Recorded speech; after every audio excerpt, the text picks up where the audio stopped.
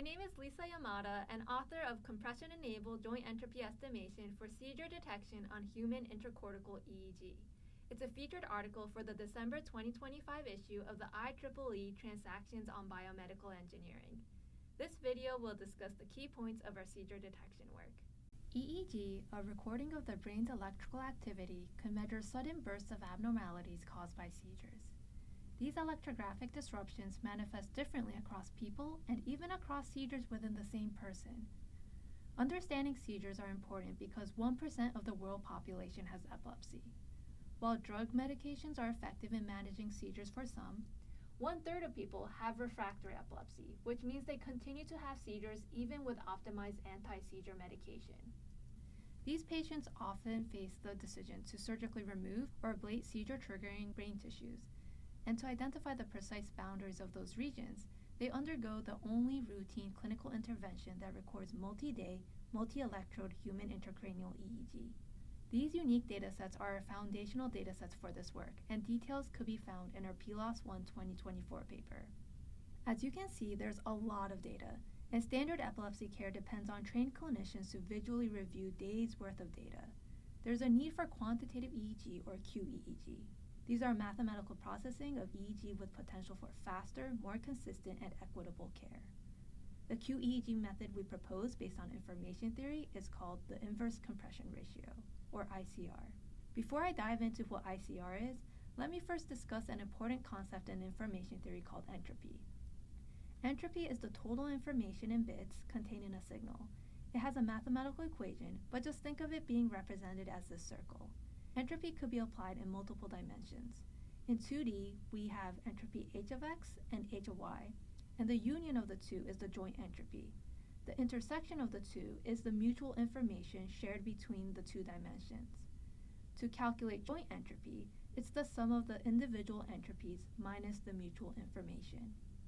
In 3D, joint entropy is again the union of the three spaces. You can add the three individual entropies, and here are some counters reflecting the number of times a region has been accounted for. We then subtract the pairwise joint entropies, and lastly, add back the joint entropies shared across all three dimensions. In this way, every region is accounted for just once. You may have realized that we needed to calculate 7 different values to calculate the joint entropy for 3 dimensions. The number of values needed drastically increases with higher dimensions and can be calculated using this formula. This is the number of values needed to calculate joint entropy for our multi-electrode EEG with up to 256 electrodes. We can expand this expression like this, where all values excluding the last value is bell-shaped. If we consider the 3 largest values in the summation, it already exceeds e to the 76. Given that there are e to the 80 atoms in the universe, this is a classical, combinatorially intractable problem of high-dimensional joint entropy in system neuroscience.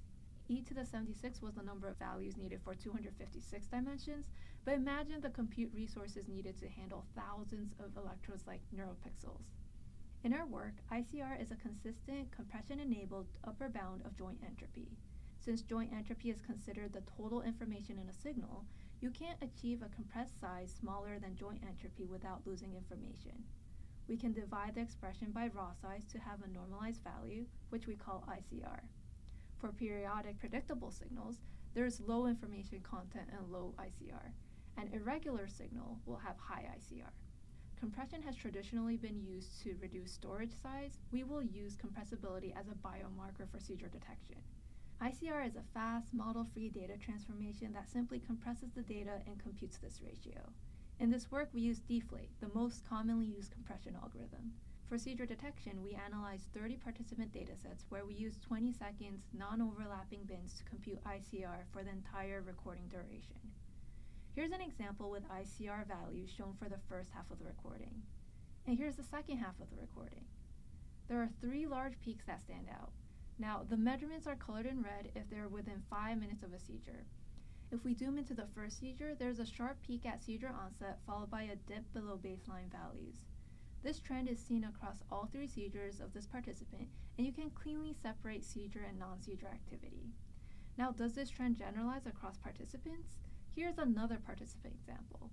The first seizure seems to be missed, but the second and third seizures have prominent peaks. And here are the rest of the seizures.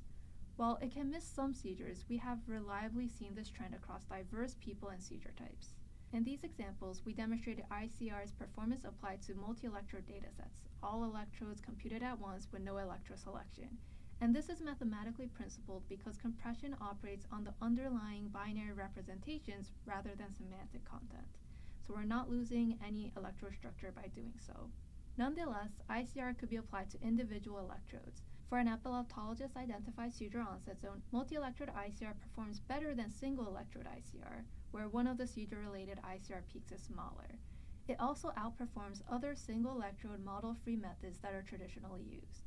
But with single electrode methods, performance varies greatly based on the electrode you process. Here's ICR for a top-performing electrode, and you can see more separation between seizure and non-seizure periods. Single electrode ICR overall had the highest performance compared to traditional methods. Multi-electrode ICR performed within the top 2% of individual single electrode methods, potentially reducing the need for electrode selection. Anecdotally, here's a participant example where ICR detected a large peak near an epileptologist's annotated seizure time. We can zoom into the later part of the recording and each of the seizures, and we see a peak that looks identical to what we expect for seizures. We confirmed with an epileptologist that the third seizure in fact occurred 25 minutes after the annotated seizure time, demonstrating its use for automated EEG review. We believe this clinical study analyzed the largest volume of continuous intracortical EEG for quantitative methods with 2,900 plus recording hours, 420,000 plus electrode hours, amounting to 30 plus terabytes of data. It also had an equal representation of adults and children participants in our data analysis. It's the first demonstration of compression-based multidimensional estimation in a biological or clinical application. And this model-free data transformation provides a solution to the classical, combinatorially intractable problem of high-dimensional joint entropy.